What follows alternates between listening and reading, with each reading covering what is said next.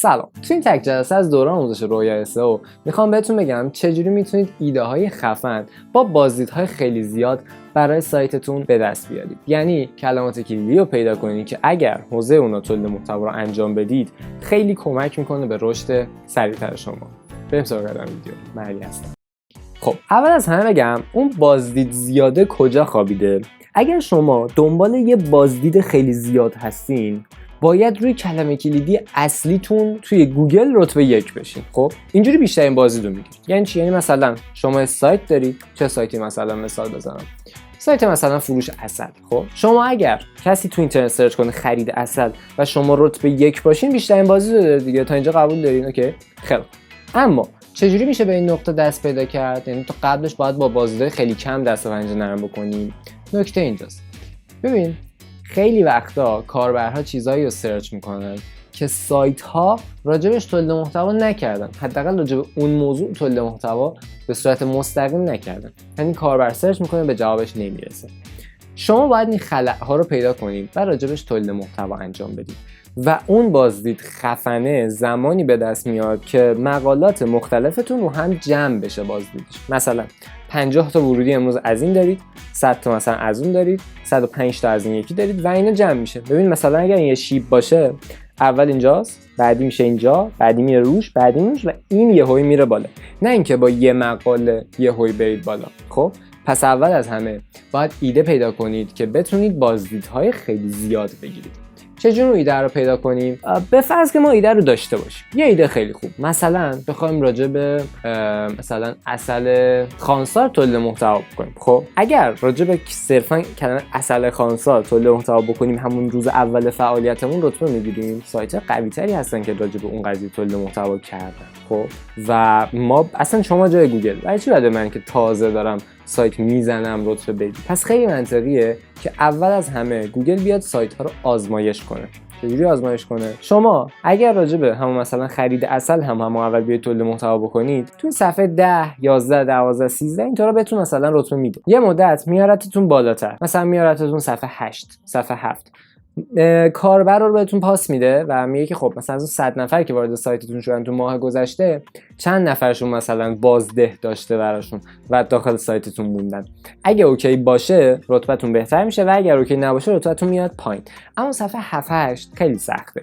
خیلی باید شانس بیارید که تو کلمات سختی هم مثلا بیاید صفحه 2 یا مثلا صفحه 3 یا مثلا صفحه 1. بیشتر همون صفحه 7 8 9 10 اول قرارتون میده. یه تایمی داره گوگل به نام هانیمون یا ماه عسل. تقریبا یه تایمی به سایت شما اهمیت بیشتری میده که بتونه بسنجه اینها رو. ولی وقتی اون تایم تموم شد دیگه عملا شما نمیتونید اون کلمات کلیدی سخت حتی رتبه های آزمایشی بگیرید. پس کاری که باید بکنید اینه که کلمات کلیدی راحت تری رو انتخاب بکنید که رقابت توش کمتر باشه، سرچ یه مقدار معقولی باشه و راحت تر بتونید رتبه بگیرید. به این کلمات یعنی کلمات کلیدی دم دراز یا لانگ تیل. کلمات کلیدی لانگ تیل خیلی خوبن. مثلا چی؟ راهنمای خرید عسل خانسار، مثلا راهنمای خرید عسل سفید، راهنمای خرید عسل خام، مقایسه بهترین برندهای عسل 1403 مثلا. خب به اینها میگن کلمات کلیدی لانگ تیل. یا مثلا آیا عسل شکرک میزند، یا مثلا 5 ویژگی بهترین عسل ایران. خب مثلا همچین چیزایی. کلمات کلیدی که رتبه گرفتن توشون راحت تره. شما باید راجع به اینا تولید محتوا بکنین. اما سوال پیش میاد من چجوری باید این کلمات کلیدی رو پیدا کنم؟ ابزارهای زیادی هستن. یکی از این ابزارها ابزار رنک فایند. تو سایت رنک فایند که برید یه بخش داره به نام کیورد گپیاب. از 4 تا حداقل الان که من دارم ویدیو ضبط می‌کنم 4 تا الگوریتم داره. یه الگوریتم داره به نام لانگ تیل، یه الگوریتم دیگه هم داره به نام کیورد یاد پیشرفته. شما میتونید کلمات کلیدی اصلی سایتتون رو به این ابزار بدید و کلمات کلیدی طولانی رو تحویل بگیرید که کاربرا سرچش میکنن.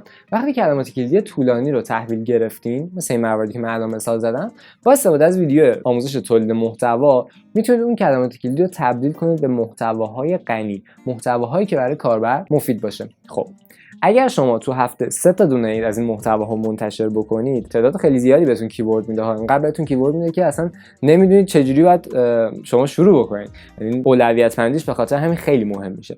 کدوم اولویت بذارید؟ مثلا هر 3 تا محتوای لانگ تیلی که تولید کردین یه محتوای مثلا مید تیل یا محتوای کوتاه‌تر تولید بکنید. 2 کلمه ای 3 کلمه ای تولید کنید و ترکیب اینا احتمالاً براتون بهتر عمل میکنه. حالا خلاصه بعد اینکه تولید محتوا کردید برای انتشارش باید زمان بندی کنید. میکنید، زمان بندی میکنید، در خودتون تقویم محتوایی میچینید. راجع به تقویم محتوایی هم قبلا ویدیو ضبط کردم که لینکش این بالا میاد، میتونید اون رو تماشا بکنید. خلاص این کار رو میکنید و محتواهاتون منتشر میشه توی سایت. خب حالا اینکه ببینیم ابزار چجوری کار میکنه، بریم تو کامپیوتر رو با هم دیگه بررسیش کنیم. خب برای اینکه ما بتونیم برای تولید محتوا ایده پیدا کنیم، میتونیم از ابزار کیورد گپ یا به رنگ فایند استفاده کنیم. مثلا من میخوام توی حوزه آموزش کامپیوتر خودم دیگه، مثلا کانال آموزش کامپیوتره، تولید محتوا کنم برای سایتم، ولی تو قسمت کیورد گپ یا میزنم و مثلا اینجا ویندوز رو انتخاب میکنم، سرچ میکنم ویندوز. بر اساس الگوریتمی که میخوام و توضیحاتی که داده، اینجا موضوع مورد نظرمو انتخاب میکنم. من کیورد یا پیشرفته میذارم و جستجو رو میزنم. من الان مثلا میخوام تو موضوع لپتاپ ایده پیدا کنم. نگم مثلا راجع به لپتاپ چه ایده هایی برای تولید محتوا هستش. از اینجا میزنم اسمشو، این لپتاپ، و الگوریتمش رو میذارم روی کیورد یا به پیشرفته. شما میتونید رو الگوریتم دیگه هم بذارید و ایده های بیشتری به دست بیارید. من الان هر 4 تاشو براتون مقایسه میکنم و از اینجا گزینه جستجو رو میزنم. این الگوریتم چهارم، اینجا من لیست کیورداشو باز میکنم، کیورد یا پیشرفته، الگوریتم دوم و الگوریتم اول. شما همین کلمه لپتاپ میتونید به صورت سرهم تکرارش بکنید دیگه، چون هر کدومشون کیوردهای جداگانه‌ای دارن. بعضی سرچ میکنن لپتاپ، بعضی سرچ میکنن لپتاپ.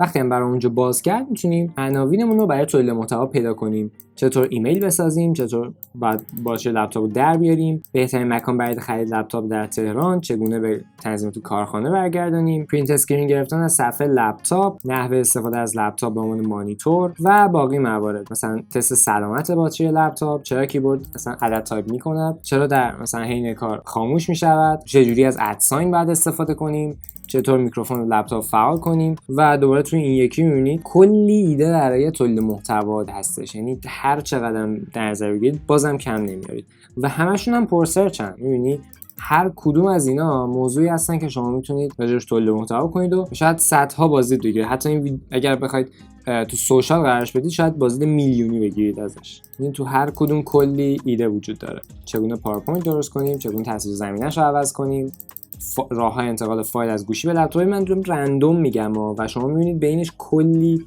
محتوای غنی هست، کلی متنای خوب هست. لپتاپ خوب با قیمت مناسب، مثلا لپتاپ صنعتی استوک، لوازم ضروری لپتاپ، مثلا راهنمای خرید لپتاپ، برنامه‌نویسی، از کجا هم ویندوز چندیم و موارد مختلف دیگه. شما هر کدوم از اینا رو برای تولید محتوا در نظر بگیرید، این محتوا خیلی خوب میتونید راجبش تولید بکنید و عملا خلأهای محتوایی که وجود داره رو شما اینجا میتونید پیدا کنید. در سرچ کاربرا پیدا میکنید و میایید راجبشون محتوا تولید میکنید. حالا اگر کاربر دیگه ای این رو سرچ بکنه، قطعا به شما میرسه.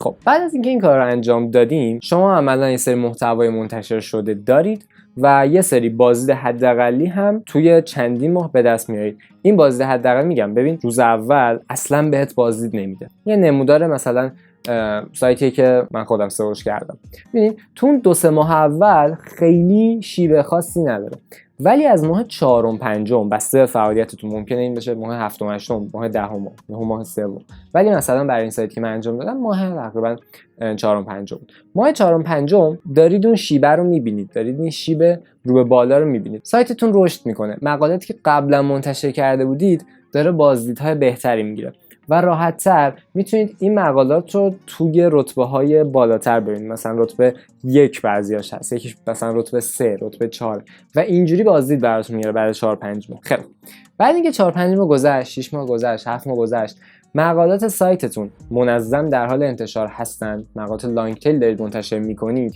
میتونید از یه ابزار دیگه هم از رنگ فایند استفاده کنید. چه ابزاری؟ اسم ابزارش ملخه. توی ویدیویی که لینکش این بالا براتون میاد سرچ کنسول کامل معرفیش کردم، اما برای خودتون فقط سرچ کنسول وجود داره، درسته؟ یعنی شما سرچ کنسول رقیباتون که دیگه نمیتونید ببینید. ابزار ملخ میاد سرچ کنسول رقیبا رو با استفاده از این سری دیتا که داره شبیه سازی میکنه، بهتون بیشترین بازدیدهای سایتشون رو میگه، از کدوم کیوردها بیشتر ورودی گرفتن، کدوم صفحاتشون رتبه 1. این دیتا ها رو بهتون میده و وقتی شما نحوه فعالیت رقیبتون رو پیدا کردید و تونستید رقیبتون رو آنالیز بکنید، راحت‌تر میتونید استراتژی بچینید، راحت‌تر میتونید اون تقویم محتوایی برای خودتون بنویسید و دیگه میدونید که با چه رقیبی چقدر انرژی داره میذاره، سرکله میزنید و انرژی خودتون هم متناسب با اون هماهنگش میکنید. خب یکی از راه‌های دیگه‌اش برای اینکه بتونید ایده برای تولید محتواتون پیدا کنید که کلی بازدید بگیره، بررسی کردن سرچ کنسول رقبایی که بازم رنگ فایند این ابزار رو بهمون داده. یه ابزار داره به نام ملخ. ابزار ملخ عملاً مشاهده سرچ کنسول رقبا هم هستش. اگه تو اینترنت سرچش هم بکنید از سایت خودش قشنگ اومده توضیح داده که این ابزار چی کار میکنه و چه کاربردی داره و بهتون یاد داده که چجوری استفاده کنید. ولی به طور مثال من میخوام ازش دو تا مورد استفاده کنم. مثلا یکی از دوستامه که تو حوزه کامپیوتر داره فعالیت میکنه، میخوام سرچ کنسولشو ببینم چه ورودی هایی داره، یا مثلا نسخه خارجیش. از اینجا آدرسشو میتونیم کپی بکنیم.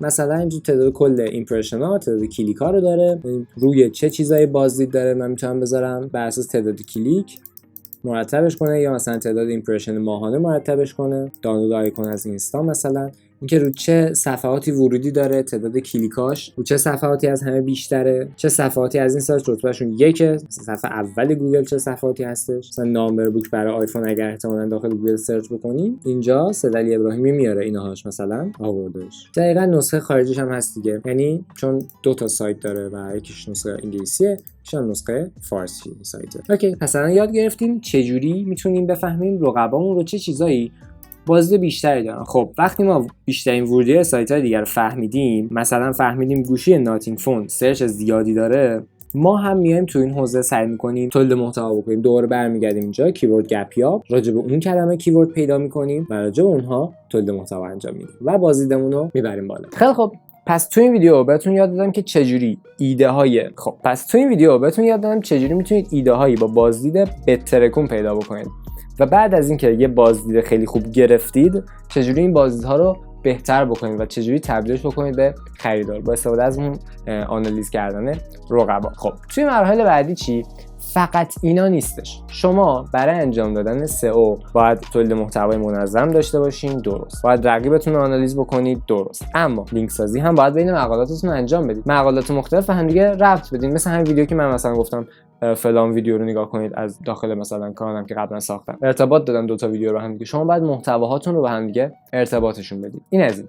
مورد دیگه که باقی میمونه اینه که شما باید SEO خارجی رو انجام بدید. اگر تبلیغ نیازه، اگر لینک سازی نیازه، من پیشنهاد میکنم دوره رو کامل ببینید. ولی در حالت کلی مثلا شما باید سایت خوبی داشته باشین، سایتتون ترتمیز باشه، جذاب باشه برای مخاطب به جواش برسونه، مثلا سرعت خوبی داشته باشه و غیره. چون هر چقدر گوگل بیشتر به شما اعتماد بکنه، بازدیدهاتون هم بهتر میشه دیگه. یعنی عملاً رتبهتون وقتی بهتر بشه، بازدیدهاتون هم بهتر میشه. حالا گوگل چه زمانی اعتماد میکنه؟ زمانی که ببینه سایت شما برای کاربر مفید بوده. خب اگه این ویدیو براتون مفید بود حتما از این که پایین سابسکرایب کنید، زنگوله بغلش هم فعال کنید و توی ویدیویی که لینکش این بالا براتون میاد بهتون کلا ابزار رنک فایند رو معرفی کردم و توی ویدیو هم که لینکش این پایین براتون میاد بهتون یاد دادم چجوری میتونید تولید محتوای اصولی انجام بدید و محتواتون رو SEO بکنید.